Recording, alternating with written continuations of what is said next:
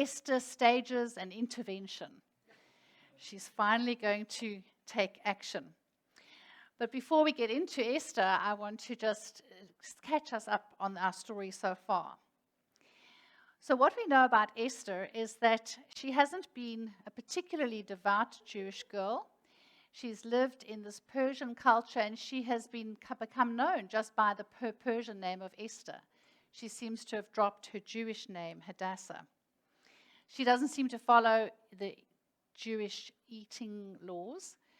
And when her cousin Mordecai, who is her protector, who looks after her parents die, when she is chosen amongst the virgins to go into the king's harem, I don't think any of them had any choice in the matter. They were just rounded up, and the king had his choice of women. Mordecai tells her not to reveal her Jewish ancestry. So there's probably a fair degree of anti-Semitism, and she is at risk if she lets people know who she is.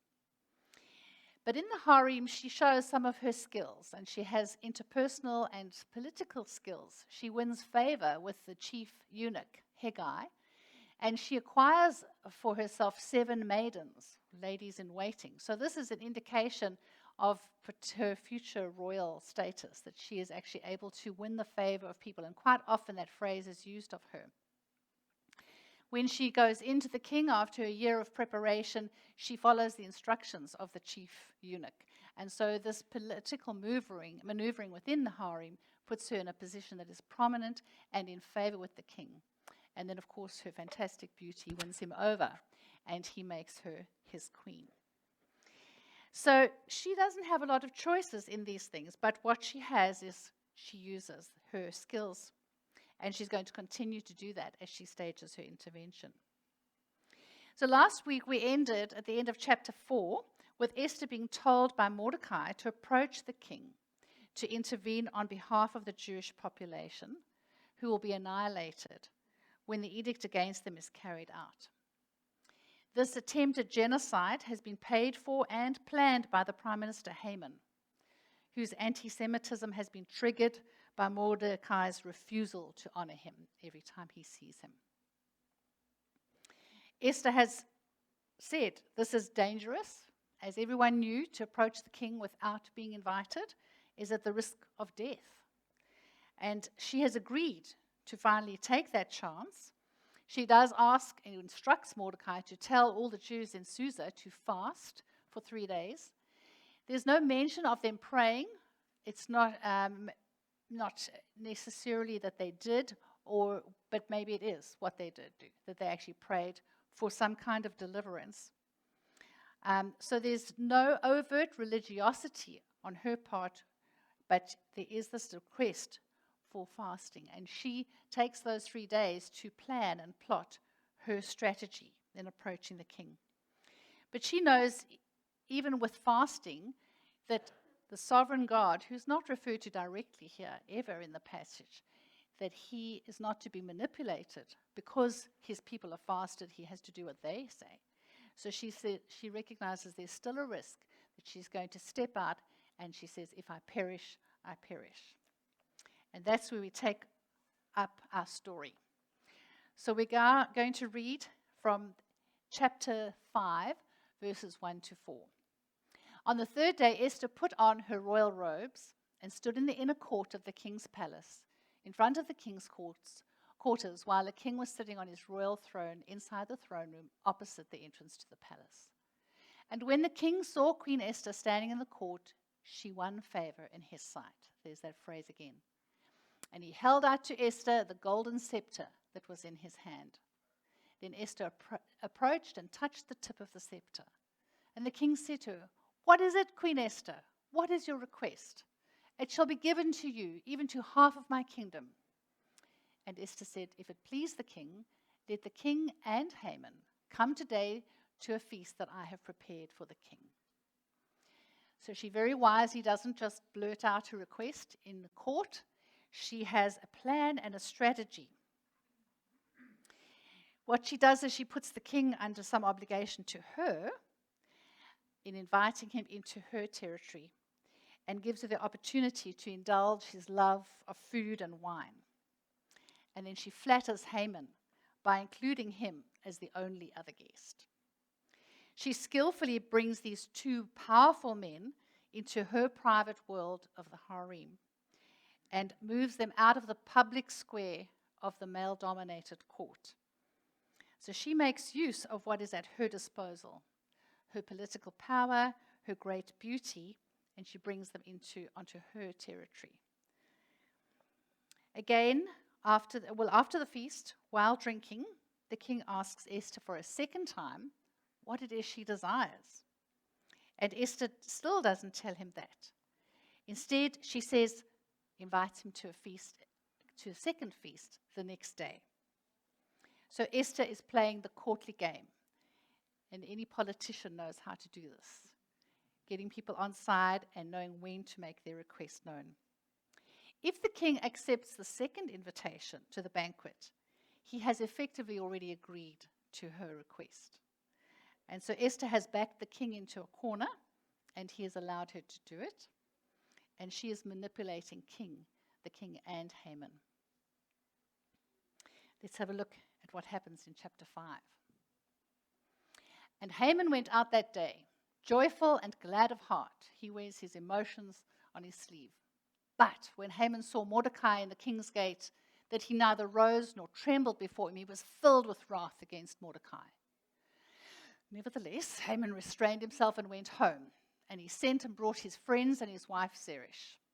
And Haman recounted to them the splendor of his riches, the number of his sons, all the promotions with which the king had honored him, and how he had advanced him above the officials and the servants of the king. Then Haman said, "Even Queen Esther, let no one but me come with the king to the feast she prepared.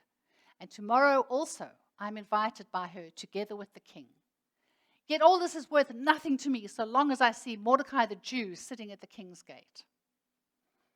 So he is torn by by Mordecai's disrespect. He boasts of all these things, these riches, his sons, his promotions, and his favor with the queen. But above all of those things, he craves honor. And that's what he demands of Mordecai. And Mordecai won't give it to him. The text doesn't tell us clearly why. Mordecai does explain to the other officials that it's because he's a Jew. So we don't know if Haman is requiring a real worship of himself, but Mordecai refuses to give him this honor. And then his wife let's read on to the next chapter. No, sorry, go back. Thank you. His wife, Zeresh, and friends suggest dealing swiftly with Mordecai by having him hanged. You know, he's got this plan to exterminate the entire people for this offense. And they say, well, just kill Mordecai. Haman is determined. He thinks this is a good idea. And he's determined to make this a very public spectacle. He orders an outrageously big gallows to be built. It's about 5 stories high. So he wants to make sure that the man who's refused to honor him is going to be publicly humiliated in the most spectacular way. But what happens is he has underestimated his power. His wife thinks that Haman now has so much influence with the king, that he can just tell the king to have Mordecai hanged. All along, Haman could have dealt with Mordecai's disrespect just by killing him, but Haman wants utter revenge. Fueled by his anti-Semitism, he wants to annihilate the entire race. So he orders the gallows built that night. He is not going to waste a moment. It was a big day at the office for Haman. Things are moving quickly, and they may be moving too quickly to save Mordecai. So if we look at chapter 6, what happens there? Now we see the series of incredible coincidences. On that night, the king could not sleep, and he gave orders to bring the book of memorable deeds, the Chronicles, and they were read before the king. And it was found written how Mordecai had told about Bigthana and Teresh, 2 of the king's eunuchs who guarded the threshold and who had sought to lay hands on King Ahasuerus. And the king said, What honor or distinction has been bestowed on Mordecai for this? The king's young men who attended him said, nothing has been done for him. And the king said, who is in the court? Any time the king wanted to take action, he always liked to have advice. Now, coincidentally, Haman has just entered the outer court of the king's palace to speak to the king about having Mordecai hanged on the gallows that he'd prepared for him. And the king's young men told him, Haman is there standing in the court. And the king said, let him come in. So we'll just pause here just to have a look at some of these things. Coincidentally, that's the night the king can't sleep and he decides to read in bed. So he calls his young men in and they open up this book and they read out the events that took place about 5 years ago. And Mordecai has never been rewarded. So as Haman comes into the court, the king asks him a question. God's timing of Haman's arrival is exquisite. And the king calls him in and says to him, Haman, what should be done to the man whom the king delights to honor? And Haman, the narcissist, said to himself, whom would the king delight to honor more than me? And Haman lets rip. He says to the king, for the man whom the king delights to honor, let royal robes be brought, which the king has worn, and the horse that the king has ridden, and on whose head a royal crown is set. And let the robes and the horse be handed over to one of the king's most noble officials. Let them dress the man whom the king delights to honor, and let them lead him on the horse through the square of the city, proclaiming before him, thus shall it be done to the man whom the king delights to honor. Irony of ironies. Haman has all sorts of wealth and power, but he craves the honor that only the king deserves. And so he asks for all the king's privileges, the clothes, his horse, and the public adulation that is due to the king. Haman is already wealthy. He's already the second most powerful man in the land, but he wants more. The king, with his typical impulsiveness, then reveals, Haman, hurry, take the robes and the horse as you have said, and do so to Mordecai, the Jew, who sits at the king's gate. Leave out nothing you have mentioned. Gall upon gall. Haman is horrified. The king, ironically, actually knows that Mordecai is a Jew, and he doesn't even connect the fact that he's authorized an edict to exterminate the Jews, and now he's telling Haman to elevate a Jew. There's all kinds of silences in this exchange. The king initially doesn't say who is to be honored. Haman doesn't know it's Mordecai. The king doesn't know that Haman and Mordecai are enemies. Haman doesn't tell the king the real situation. Esther hasn't revealed her Jewish ethnicity or her relation to Mordecai. And Haman is caught in his own trap. So, Haman took the robes and horses, and he dressed Mordecai and led him through the square of the city, proclaiming before him, thus shall it be done to the man whom the king delights to honor. I'm sure he had to put on a fake voice for that.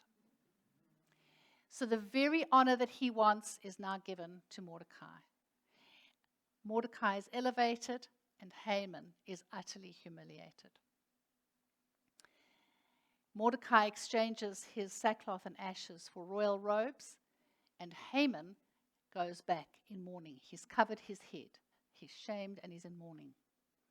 Haman told his wife Zeresh and all his friends everything that had happened to him. Then his wise men and his wife Zeresh say to him, if Mordecai, before whom you have begun to fall, is of the Jewish people, you will not overcome him, but you will surely fall before him. And that's the turning point of our whole story, verses 12 and 13. And so what is interesting here is that it's only the second time that God's providence is referred to. The first time, Mordecai hints at when he says to Esther, if you don't intervene, rescue will come from another quarter, hence at the providence of God. Here, it's pagans who are hinting at divine protection of the Jewish people. And so they're saying, Haman, if Mordecai is Jewish, you will not overcome him. You are doomed. So and at that very moment of Haman hearing that he can't win, coincidentally, the king's eunuchs arrived to escort him to Esther's second banquet.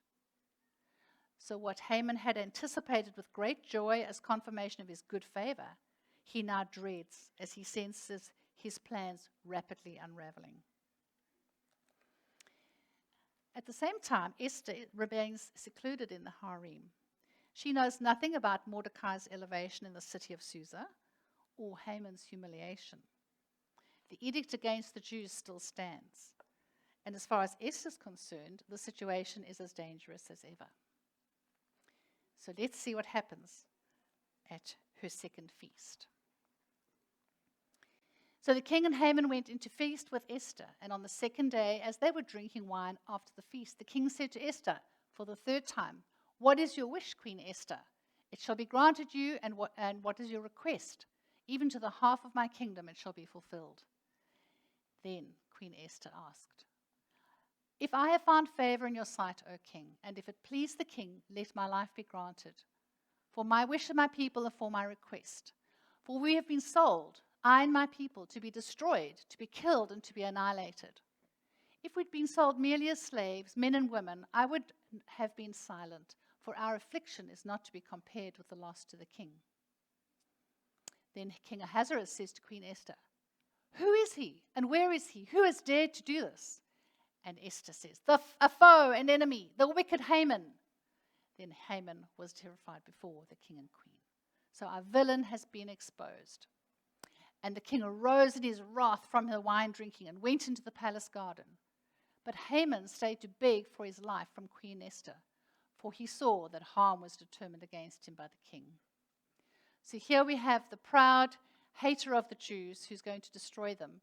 He's utterly humiliated, and he's begging Esther, the Jew, for his life. The king is furious because he's been trapped into signing an edict because he was too lazy to really check the consequences of it. He was trapped into potentially killing his own wife, the queen. As the king happens to return at the moment that Haman was falling on the couch where Esther was, and the king said, "Will he even assault the queen in my presence, in my own house?" As the word left the mouth of the king, they covered Haman's face. So the king can hardly punish Haman for an edict that he has agreed to. But here he finds an excuse, accusing him of rape of the queen. And Haman has the sack pulled over his head, and he is as good as dead. And then the wrath of the king abates. So we have the vanquishing of the villain through Esther's intervention. She has successfully maneuvered things and exposed the enemy. What happens next? This week's cliffhanger in our dramatic account, the edict to kill the Jews is still in effect, and the law of the Medes and the Persians cannot be revoked. Come back next week to see what happens, or you can read ahead in your Bibles. So the Jews have read the story and celebrated God's hand of protection against them and his preservation of their people for centuries. But what do these passages mean to us as Christians in the 21st century? Like Esther, we are living in a world where God often seems hidden. We have an enemy who is violently opposed to us. But God is present, and he's working to protect and deliver us. Unlike Esther, we have Jesus living his life in and through us, if we are believers, in the power of the Holy Spirit. We are not alone. He's promised he will never leave us or forsake us. Whatever world events or political or economic victories or disasters we may encounter, We know that God is at work in our world, and his purposes will prevail. We have the opportunity, like Esther, to cooperate with God's plan. In what way is God asking you and me to take a risk for him, with no guarantee of a successful outcome? But we are to be his faithful ambassadors, representing his kingdom as we live as exiles in a foreign land. Firstly, we must clearly identify ourselves as followers of Jesus. Esther had to clearly identify herself as Jewish. Secondly, we need to be wise and courageous as we go about living for God's glory. We all have limitations in our lives. Esther was female, she was an orphan, she was in the harem. She had limitations and restrictions on her life. But she also had opportunities. And we have too. We have limitations maybe of health or age or circumstances. But we have opportunities within our roles, our families, our work, to express the hope that we have in Jesus. Finally, like Esther and Mordecai, we are weak and fallible people. We don't always do everything that's right. But God is faithful. He will accomplish his purposes. But he graciously calls us to take part in building his kingdom. So today, where is God asking you to take a risk? To identify yourself as belonging to him? Where do you need to act with wisdom and courage? Using the means at your disposal, working within your personality and skills and talents in your context for God's glory. Even in the face of opposition, God works through fallible people like us to fulfill his purposes.